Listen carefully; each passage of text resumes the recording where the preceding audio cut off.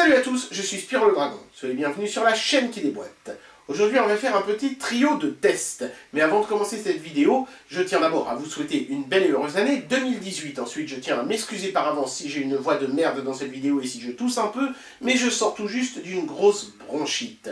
Le trio de tests aujourd'hui, ça va être un émetteur-récepteur Bluetooth, un switch HDMI et un petit hub USB/prise Ethernet en USB type C. Ce sont trois objets que j'ai décidé de réunir dans une seule vidéo parce que même s'ils sont suffisamment intéressants presque pour avoir droit chacun à leur vidéo propre, leur mise en image n'était pas vraiment très éloquente. Donc j'ai préféré les réunir et simplement vous parler de mon ressenti sur ces objets. Peut-être qu'on fera quand même une mise en pratique du petit hub USB parce que ça c'est assez facile de le brancher sur une petite machine comme la GPD Win par exemple, on verra. En tout cas c'est parti tout de suite pour le trio de test de ces trois objets, on y va. Allez, on va commencer avec l'objet le plus simple pour ce trio de test, le switch HDMI 3 ports. Ce sont 3 inputs et un output, c'est-à-dire qu'en fait, vous allez sortir ce boîtier lorsque vous n'avez plus de prise HDMI pour brancher votre nouvelle console ou un truc comme ça à votre télé ou à votre ampli home cinéma qui aurait déjà toutes ces prises d'occupées. Donc en fait, c'est un peu comme une multiprise, hein, ça transforme un HDMI en 3 HDMI.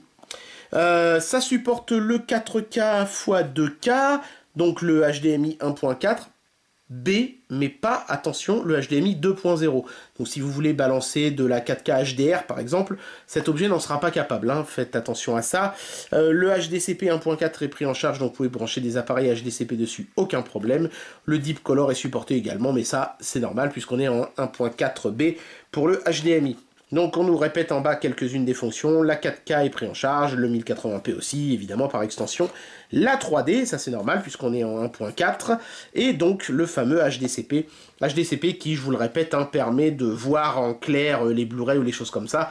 Si le boîtier n'était pas compatible HDCP, on aurait un écran noir et on ne pourrait pas bénéficier des médias qui sont protégés contre la copie en fait, hein. Voilà. Bon, à l'arrière, on peut voir un aperçu du produit, mais on va le regarder tout de suite. Vous ferez pause si vous avez envie de voir les différentes données techniques qui se trouvent ici à l'arrière. Procédons tout de suite à l'unboxing. On soulève la petite languette ici. C'est vraiment très simple. On tombe tout de suite sur l'objet en lui-même. Alors là, il y a le petit adaptateur secteur qui a l'air d'être de bonne qualité. Pour une fois, ça c'est plutôt rassurant, parce que parfois les adaptateurs secteurs sont franchement pas terribles, mais celui-là, il a l'air d'aller très bien. Une petite télécommande avec la pile qui est fournie séparément, elle n'est pas mise dans la télécommande, il n'y a pas une languette à défaire ou je sais pas quoi, donc il n'y aura pas de risque de fuite ou de choses comme ça c'est plutôt bien. La télécommande elle est toute simple, hein, on peut choisir laquelle des prises on veut visualiser, la 1, la 2 ou la 3, et passer aussi d'une prise à l'autre avec la petite fonction zappette qui se trouve dans le bas. Simple mais efficace, c'est de l'infrarouge en plus, donc vous pourrez facilement mettre ces fonctionnalités là dans votre télécommande universelle si vous en possédez une. Et il y a un petit peu de doc qui est exclusivement en anglais semble-t-il. Voilà, donc bon, ça nous explique comment on branche le machin. À moins d'être complètement idiot, vous devriez vous en sortir. Donc vous voyez, hein, vous avez 3 sources. Donc une console de jeu, un DVD, un PC par exemple. Et puis ici, vous avez la sortie, c'est-à-dire votre téléviseur. Et voilà, vous avez le boîtier, la petite télécommande pour switcher. Donc c'est très simple à utiliser. A priori, cette notice, vous ne devriez pas en avoir besoin. Bien, donc voilà comment se présente le Switch en lui-même. On a un plastique un peu cheap sur le dessus, avec un logo un peu cheap aussi. Moi, j'aurais préféré quelque chose de plus discret, notamment enlever tout ça, ça servait à rien. Donc on nous répète qu'on est compatible 3D, 4K, HDMI et HDCP, ça c'est très bien. Sur la façade avant, on a un voyant power qui est un voyant rouge, le capteur de la télécommande infrarouge, 3 voyants input qui sont des voyants bleus, et un voyant output qui est lui aussi un voyant bleu. Sachez que tant que ce voyant-là n'est pas allumé, c'est-à-dire que tant que le boîtier n'a pas détecté par exemple un téléviseur, vous ne pouvez pas faire les switches entre les 3 autres prises, donc c'est plutôt pas mal parce que je pense que ça évite que l'objet consomme du courant pour rien. Les prises HDMI se trouvent à l'arrière, donc c'est ici qu'on branchera la télé, et c'est ici qu'on branchera nos 3 sources. Alors je dis la télé, mais si vous avez un ampli home cinéma, évidemment c'est l'ampli qu'il faudra brancher ici, hein.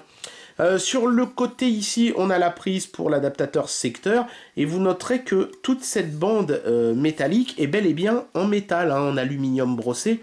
Il y a en fait que la partie ici avant qui est en plastique, un petit peu moche, un petit peu mal intégrée d'ailleurs. C'est un peu le genre d'objet qu'on va essayer de planquer quelque part, hein. Pas trop non plus parce qu'il ne faut pas non plus obstruer le port infrarouge, mais bon, en termes de design, c'est pas vraiment GG. Le plastique du bas est étonnamment de meilleure qualité que celui du dessus. C'est quelque chose qu'on avait déjà remarqué sur d'autres appareils du même style. Voilà, donc après, on utilise la télécommande, comme je vous ai expliqué, hein, pour faire le switch entre les différentes prises. Mais on peut aussi utiliser ce petit bouton hard, ça peut être pratique si vous n'avez pas la télécommande sous le coude. Vous appuyez là et vous passez d'une prise à l'autre, en toute simplicité. C'est vraiment très efficace. Voilà, bon bah, quoi dire sur l'objet, il est plutôt bien fait. Globalement, il est plutôt qualitatif, on a une impression de solidité. Il n'y a que le plastoc du dessus et la façade avant qui manque un petit peu de finition, j'ai envie de dire. Je regrette aussi, moi, que la prise de l'adaptateur secteur soit sur le côté, ici, et pas à l'arrière avec les autres, comme ça on aurait pu la planquer. Bon, c'est vraiment le genre d'objet qu'il va falloir trouver le moyen de camoufler sans complètement l'obstruer non plus. Mais il fait le taf, j'ai testé, ça marche très bien. C'est pratique, les prises sont de bonne qualité, sont bien fermées et tout. Donc c'est un objet, je pense, dans lequel on peut avoir confiance. Et c'est quand même bien ça le principal. Donc voilà, s'il vous manque des prises HDMI, ça c'est le genre de boîtier qui est parfaitement adapté à la situation. Allez, on va enchaîner avec cet émetteur récepteur Bluetooth. Le modèle c'est SKBTI029, il est un peu plus sexy comme nom. Mais grosso modo, c'est un objet qui vous permet de transformer un ampli qui ne pourrait pas recevoir de signaux Bluetooth en ampli Bluetooth, ou alors un casque qui serait filaire en casque Bluetooth. En fait, ça peut soit recevoir des signaux Bluetooth audio, soit en envoyer. Donc c'est plutôt intéressant, ça s'adaptera à plusieurs cas de figure et c'est plutôt pas mal. Moi je pense l'utiliser pour transformer mon ampli home cinéma qui n'est pas Bluetooth en ampli Bluetooth et pouvoir y connecter des casques qui eux sont déjà Bluetooth. Voilà. Rien de vraiment sexy, on a une espèce de photo d'une ville, je sais pas laquelle c'est, donc je vais rien dire, comme ça m'évitera de dire une grosse connerie. On a un blueprint en 3D isométrique du produit. À l'arrière ici encore des spécifications techniques que vous lirez si ça vous amuse, mais on peut voir que notamment les profils, les codecs Bluetooth un petit peu plus sophistiqués sont pris en charge, c'est marqué ici, même si on peut pas tout voir parce que les gens de chez Amazon ont eu la géniale idée de coller l'étiquette en plein sur les spécifications techniques.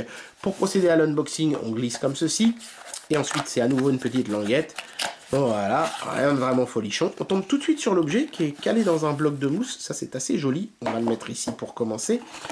Sous la cale en carton, on trouve les différents câbles. Alors ils ont été assez généreux, parce qu'ils en ont mis plutôt pas mal, on va tous les sortir. Voilà. Alors, on va revenir sur les câbles après, on va d'abord jeter un petit coup d'œil à la notice. Est-ce qu'elle est multilangue, elle? Je ne suis pas sûr, non, je ne vois que de l'anglais. Je ne vois que de l'anglais.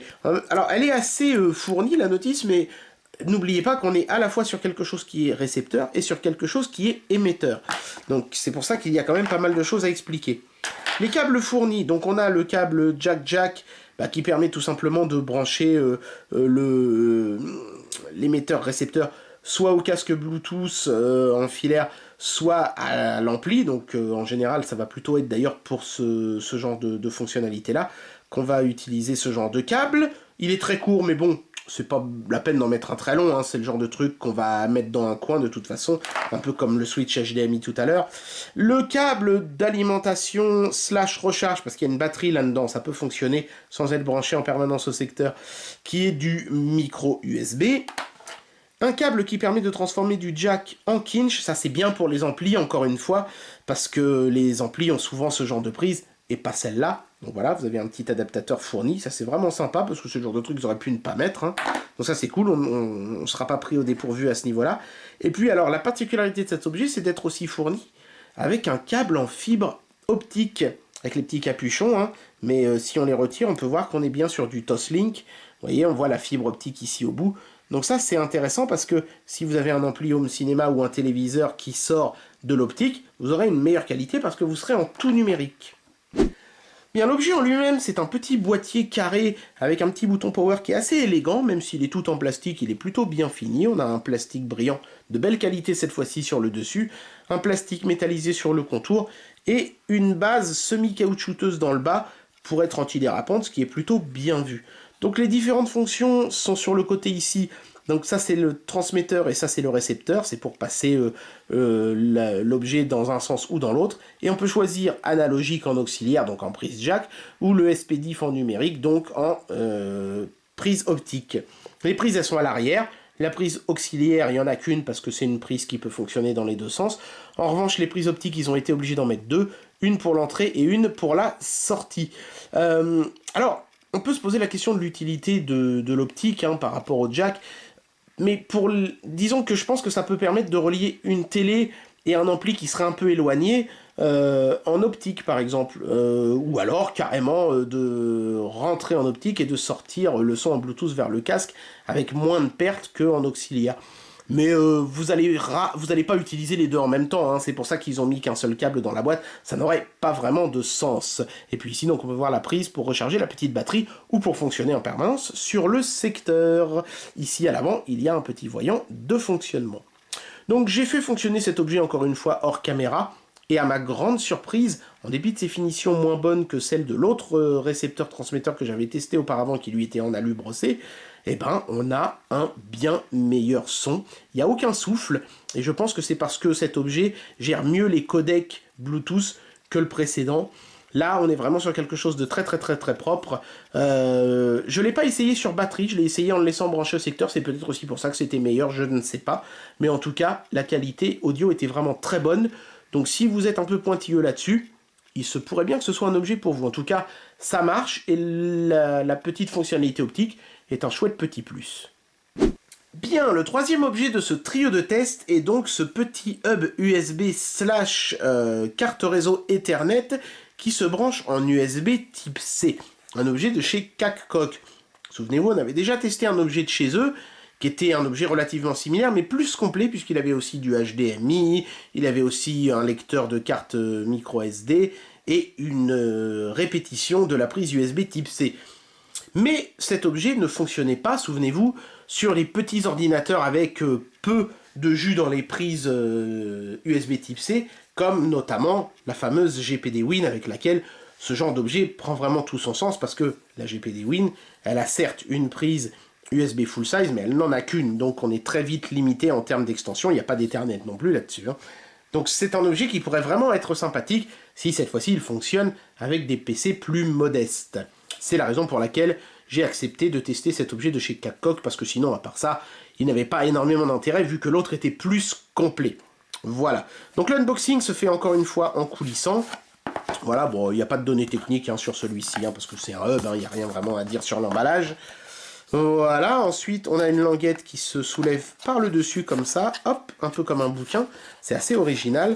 On tombe sur l'objet tout de suite, on va y revenir dans un instant. Et puis on a une sorte de petite carte de garantie, comme ceci là, avec un décor un peu type lettre avion, c'est assez mignon. Donc grosso modo ça vous dit, venez nous donner une bonne note sur Amazon si vous avez été content. Et puis il y a aussi une petite notice, mais qui est vraiment ultra succincte. Parce que c'est vraiment juste un leaflet plié en trois comme ça, sur un truc en carton façon carte de crédit. Bon, c'est élégant, mais bon, ça sert pas à grand chose, hein. Vous le branchez, et puis après, voilà, vous avez des prises disponibles. Je vois pas bien ce qu'une notice aurait pu dire de plus sur un tel objet. Voilà, alors comme précédemment chez Kakok, on est sur un objet qui a des finitions vraiment impeccables, et cette fois-ci on n'a plus d'espèces de petits bouts de plastique disgracieux qui dépassent. On est sur quelque chose qui est entièrement en aluminium brossé et en plus anodisé noir, donc c'est vraiment très joli. C'est beau, c'est un bel objet. Tout de suite en main on a une impression de solidité et de qualité qu'on n'a que sur des objets comme ça un peu haut de gamme. Et là c'est clairement l'image qu'essaye de renvoyer Kakok. Sur le dessus ici on a nos 3 prises USB type 3.0, c'est pour ça qu'elles sont bleues. Ici devant, on a la prise Ethernet avec les voyants de continuité et de paquet réseau. Donc ça c'est bien parce que ça vous permettra aussi de tester votre réseau, voir s'il fonctionne bien. À l'autre bout, on a un câble donc qui vient se brancher en USB type C, lui, sur votre ordinateur.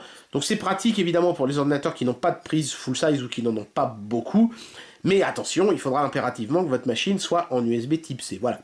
Donc cet objet-là, lui, on va le mettre en pratique, parce que le but du jeu, c'est de voir s'il est correctement détecté et utilisable par une GPD Win ou un ordinateur de type tablette qui ne fournit pas beaucoup de jus dans la prise USB type C. Donc là, en revanche, c'est intéressant de vous montrer en caméra si oui ou non ça va marcher. Donc c'est ce qu'on va faire tout de suite. C'est parti. Voilà, donc je viens de brancher le hub sur la GPD Win, hein, à la prise USB type C qui se trouve à l'arrière.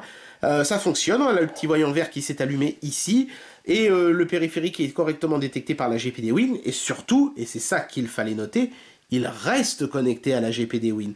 Le précédent hub qu'on avait testé de chez Cacox se déconnectait en boucle parce qu'il était sous-alimenté par la GPD Win. Ce n'est pas le cas de celui-ci qui reste connecté en permanence. Vous voyez ici la petite ligne en bleu, c'est la carte réseau qui est détectée ici, qui est identifiée comme une Realtek USB GBE Family Controller, et elle reste en permanence, elle ne disparaît pas du gestionnaire de périphériques. Donc ce petit hub fonctionne bien avec des petites bécanes avares en courant comme la GPD Win, ce qui est une très bonne nouvelle. Donc c'est vraiment un très chouette petit objet que moi je vais garder parce que ça me manquait des prises USB supplémentaires, et même l'Ethernet d'ailleurs, sur une petite bécane comme la GPD Win, c'est super sympa.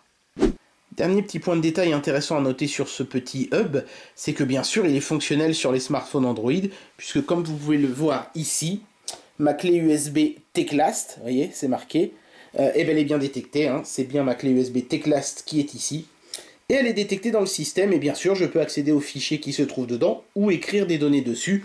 Donc, outre le fait que ceci fait un très chouette petit hub USB pour les périphériques équipés en USB type C, ça fait aussi un chouette petit câble OTG d'appoint pour les smartphones Android qui sont en USB type C eux aussi.